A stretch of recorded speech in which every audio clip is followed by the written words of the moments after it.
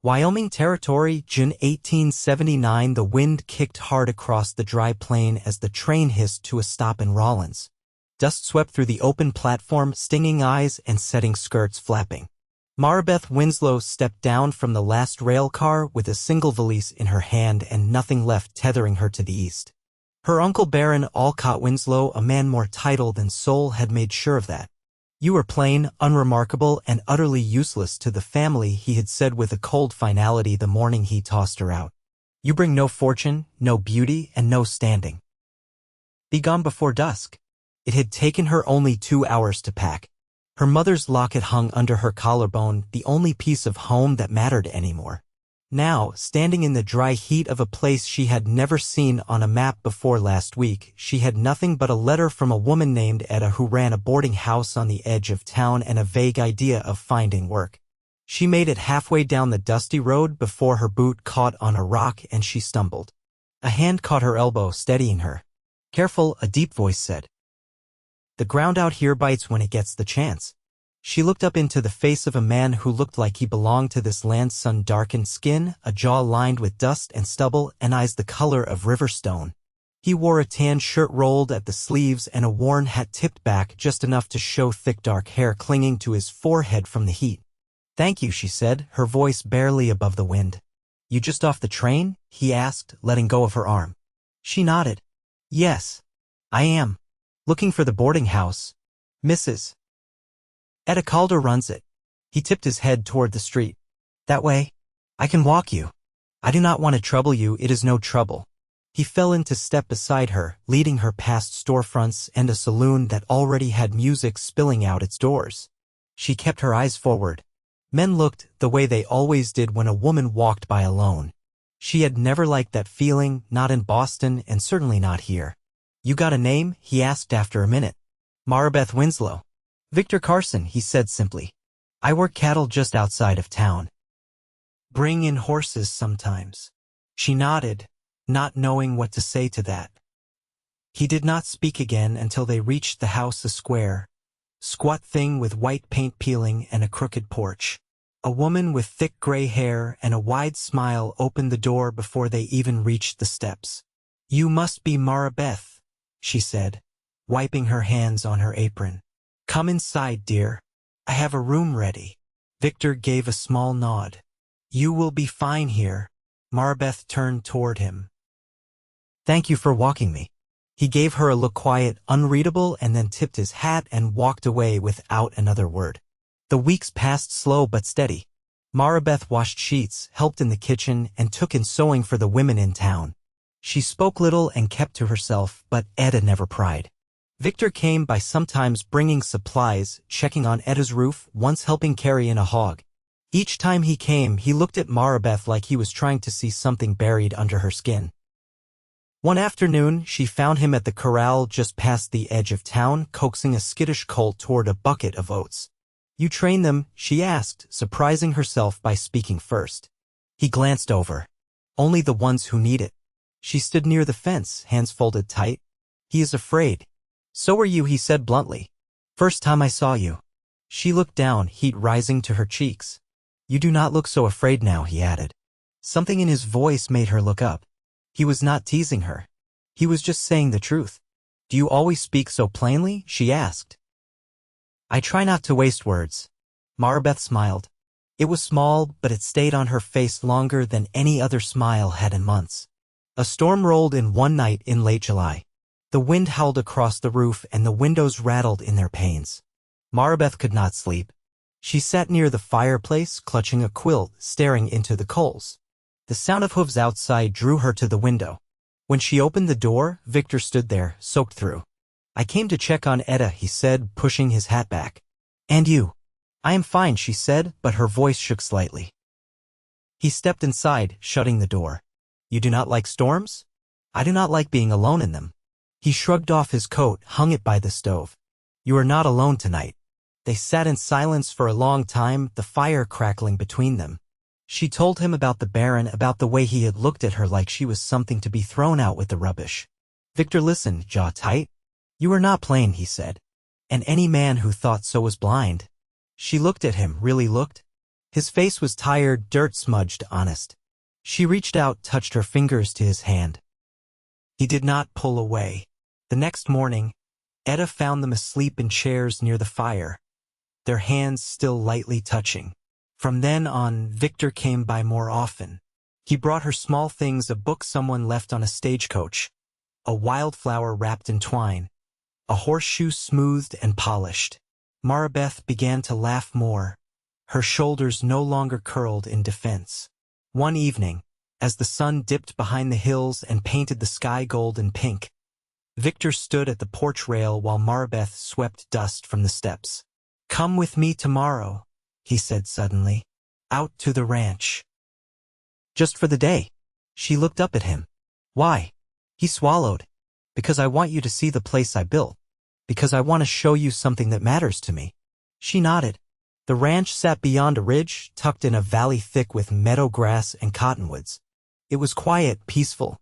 Victor showed her the barn, the pasture, the creek where he caught fish in the evenings. Then he took her to the back of the property where a cabin sat half-finished. "I started this last year," he said. "Not sure why. Just felt like maybe someone might want to live here one day." She turned, heart-thudding. "And now?" He stepped closer, voice low. "Now I think I know who." Marabeth felt something ache deep in her chest. Not pain, something soft, opening. "I never thought someone like you would want someone like me," she whispered. Victor reached out and brushed a curl behind her ear with the back of his hand. "I do not care what your uncle said. I see you. All of you." She leaned into his touch. "I want to be here," she said. "With you."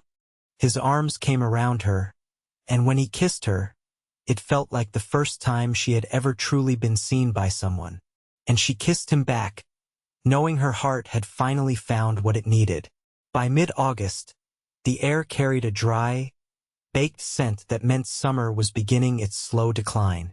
Marabeth had taken to spending mornings in the small garden behind the boarding house, coaxing tomatoes and beans from the dry soil.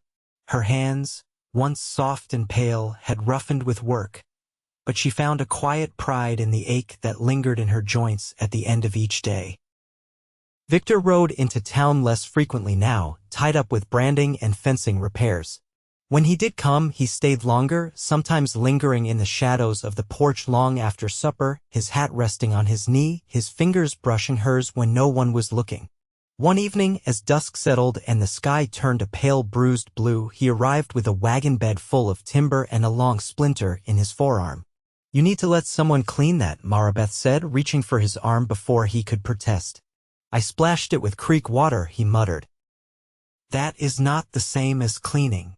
She pulled him inside and sat him down at the kitchen table, then fetched the tin of carbolic and a clean cloth from the pantry. Victor grimaced as she dabbed the rag along the reddening scrape. "You could have asked someone to help," she said, not looking at him. "Don't much like asking."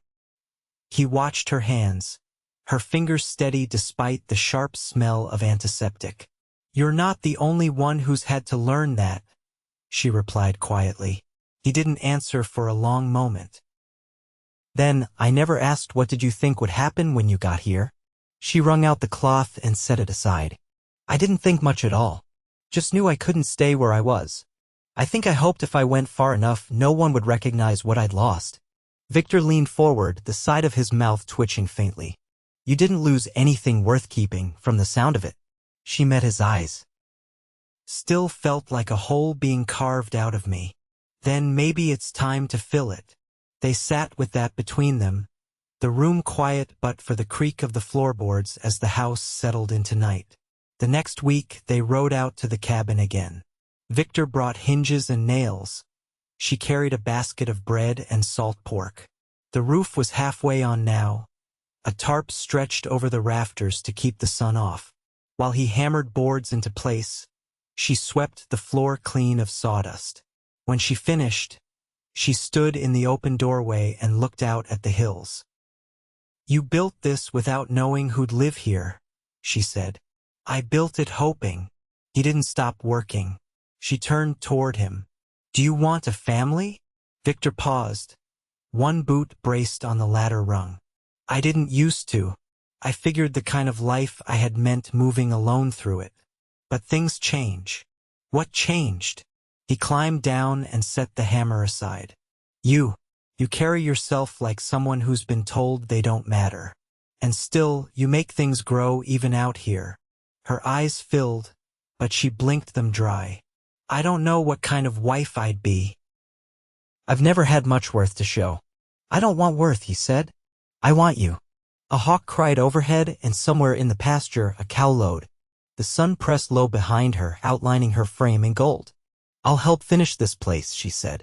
I don't want to just be brought here. I want to build it too. He nodded, jaw tight with something he didn't say. That night, they sat outside the half-built cabin with a pot of beans between them and the stars yawning wide above. He passed her the spoon, and their hands touched again, not by accident this time. I never had anyone who waited for me to speak, she said. He looked at her for a long moment. You don't owe anyone silence anymore. She leaned her head against his shoulder, and he wrapped an arm around her back like he'd been waiting to do it all summer. Neither of them spoke again that night, but the silence between them felt full, not empty. By the end of September, the cabin had walls and a chimney that smoked properly. Etta came out to see it one afternoon, bringing a loaf of bread and a length of lace she said had no business sitting in a drawer forever. Marabeth tucked it away in a box along with a scrap of blue ribbon Victor had tied around a bunch of sage on her birthday. They didn't talk about the future with grand words.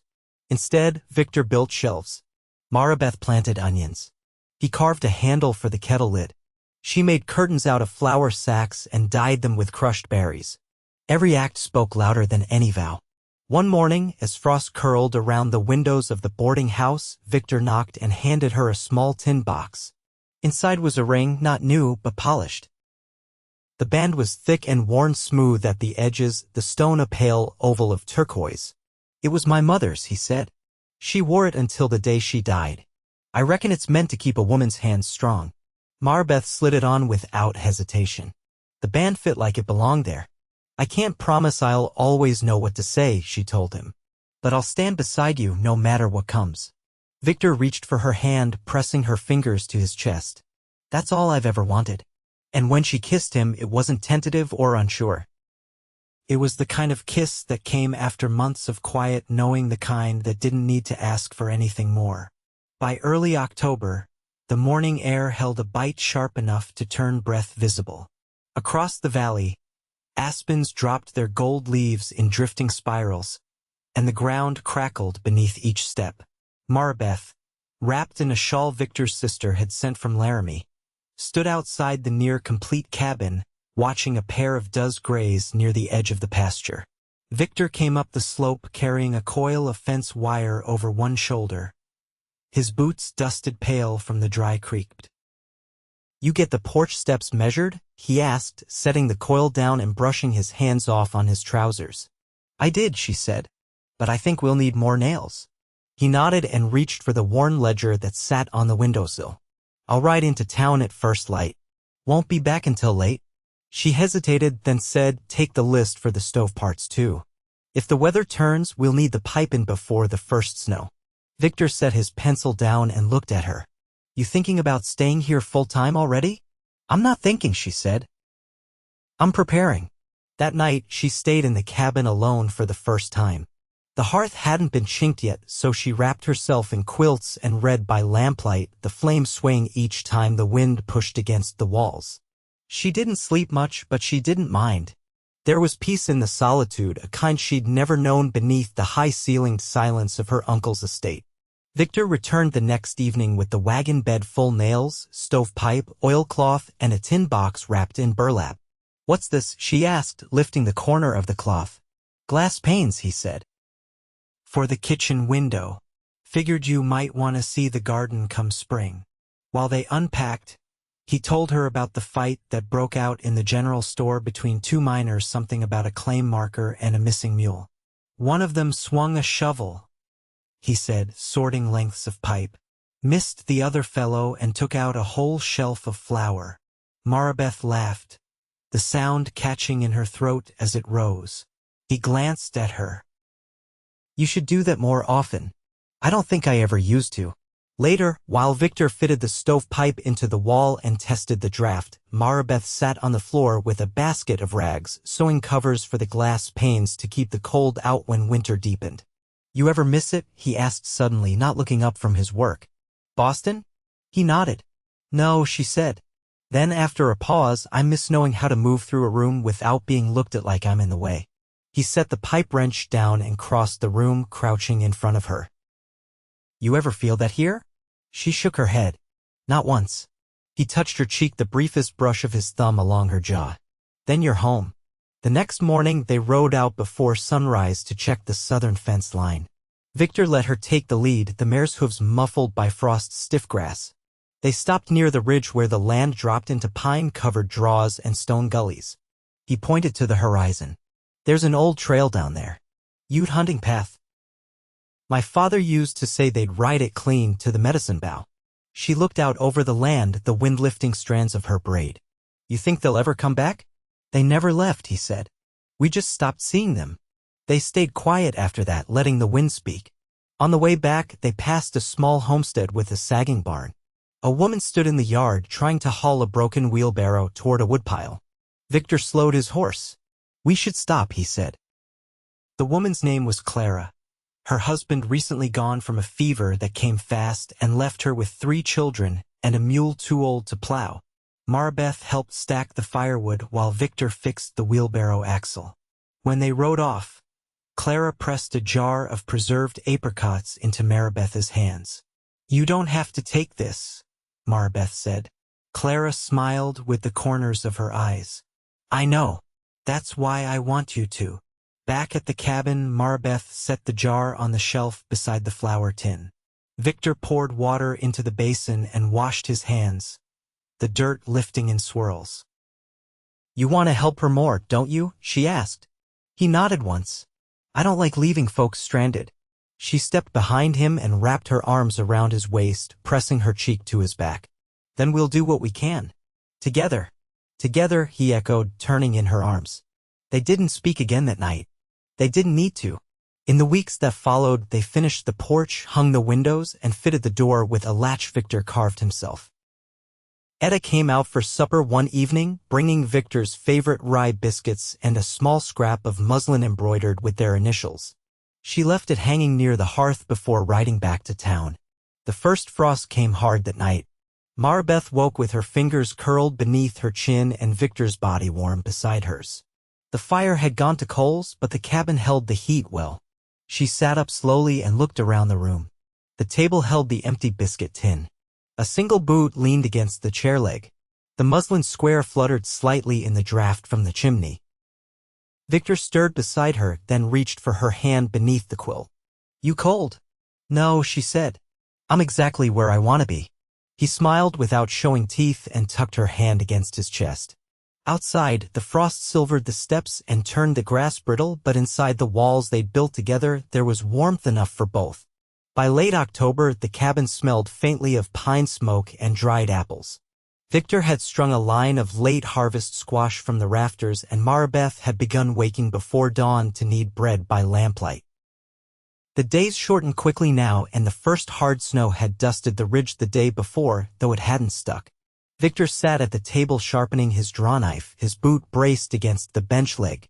Marabeth was beside the hearth, her hands deep in a basket of wool she'd been carding for the last hour. "You ever think of learning to shear?" he asked without looking up. She turned the wool in her lap. "I've never been near a sheep that wasn't already turned into a rug." Victor set down the knife. "Come spring, we'll need someone who knows how, or we'll end up trading out more than we can afford. You planning to get stock?" "2 ewes, maybe 3. Clara said she might breed hers come March." She tucked a loose strand of hair behind her ear. "Then I'll learn." He smiled slightly at that, but said nothing more. The next afternoon, a rider came up the path, his coat patched at the elbows and a rifle slung carelessly across his back. Victor stood from repairing the chicken pen and wiped his hands on his trousers as the man dismounted. "Name's Denton," he said. "I was told you might have fence posts to spare." Victor nodded. "Got a few down in the lean-to. What are you offering?" pound of coffee and a jar of plum preserves. Victor glanced to Marabeth, who stood just behind the doorway. Bring the jar, he said. Let's see how sweet your offer really is. Later that evening, after Denton had gone and the fence posts were stacked in a canvas sling behind his mule, Marabeth spooned the preserves into a crock while Victor stirred coals under the stew pot. Man talks like he's never been told no, she said. Victor nodded once. He's used to trading on charm and long rides.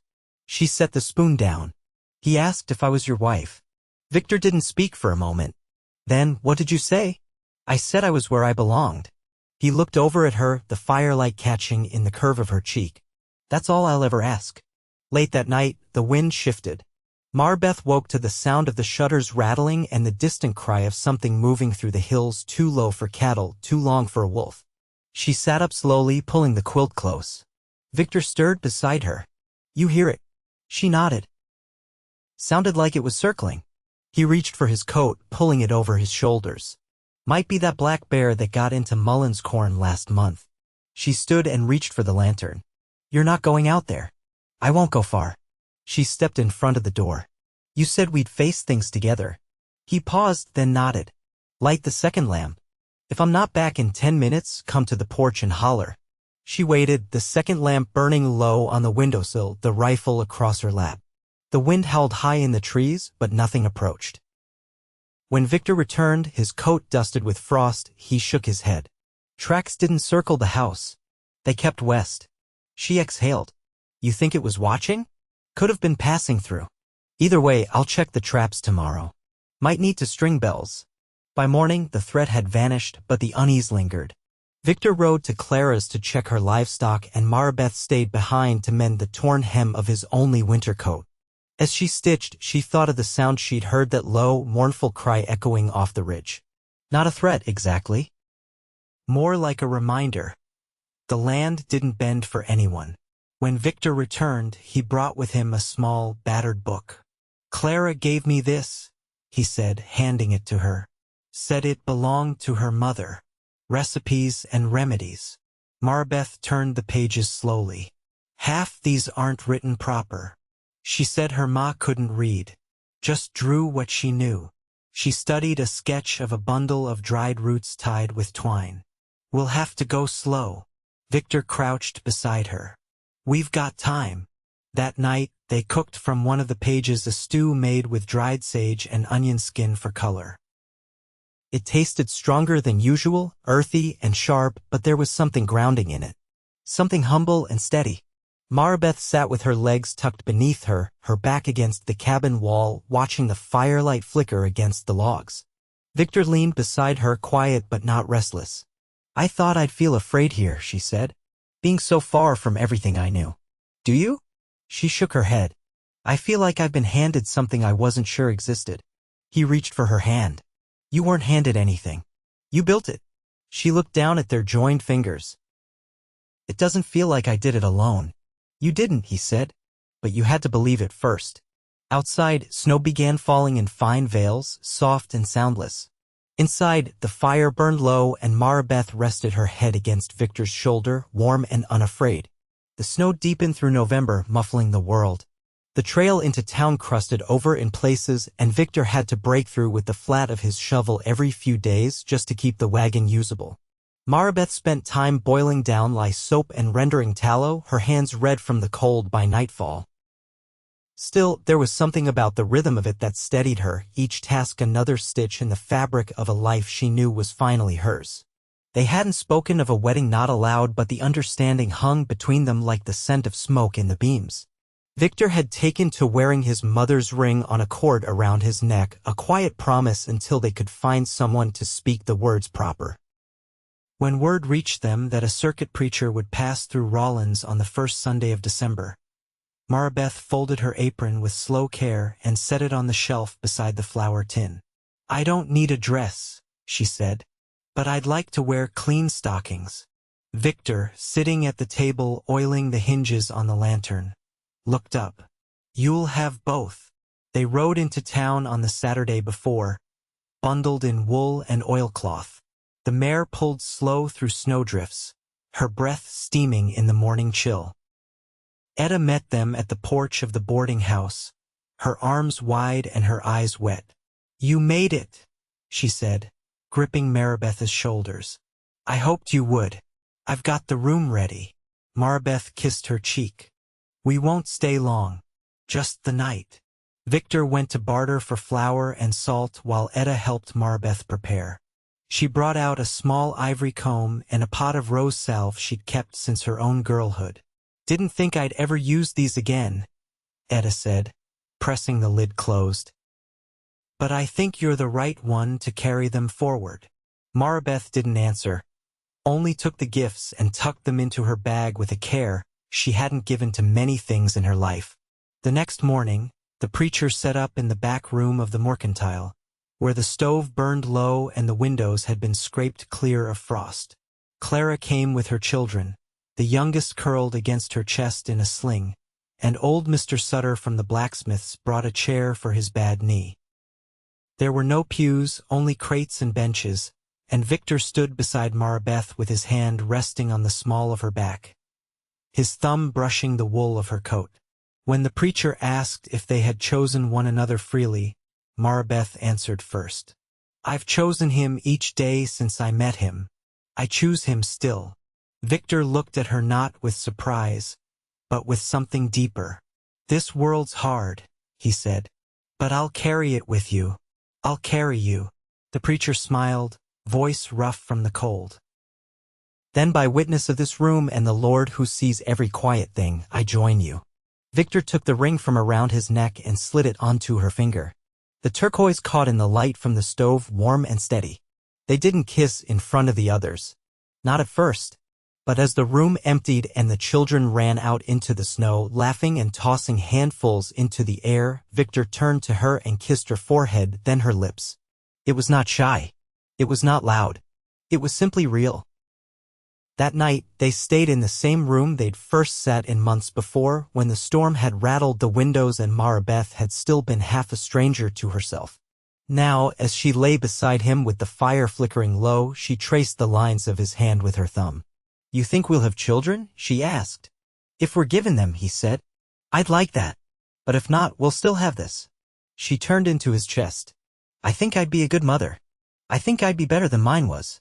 He didn't answer, but he held her tighter. By early spring, the ewes had lambed 2 sets of twins and a runt that wouldn't nurse. Marabeth fed it by hand, warming milk on the stove and wrapping it in a scrap of flannel. When it finally stood on its own, Victor built a small corral near the porch just for it. The garden came in slow, but the soil was kinder than she'd feared. Clara brought cuttings, chamomile, pennyroyal, and a single rhubarb root, and Victor dug the beds deeper, turning earth with a care more patient than words. They made syrup from the sap of cottonwoods and hung laundry from a line strung between 2 cedar posts. Marabeth learned to shear by watching Clara's eldest, and Victor carved a cradle from pine boards left over from the chicken coop. When their daughter came the next year, red-faced and yelling, with a grip that surprised them both, Victor held her first. His calloused hand cupped beneath her head like the world depended on it. "She's got your eyes," he said, voice low. "And your stubborn chin," Marabeth whispered, breathless and smiling. They named her Ruth, after the woman who had once told Marabeth that love was not a gift but a growing. Years passed. A second child came, a boy with Victor's quiet mouth and Marabeth's fierce gaze. The fence line stretched farther. The orchard took root. Victor added a second room to the cabin, and Marabeth taught her daughter to read by lamplight, her finger moving slowly beneath each word. They never left. Not for Boston, not for anywhere else. They stayed on that ridge where the sky opened wide and the land held every promise they'd ever made. And with each season, each harvest and snowfall, each night beneath the stars, they kept choosing one another. Not once. Not only. But always.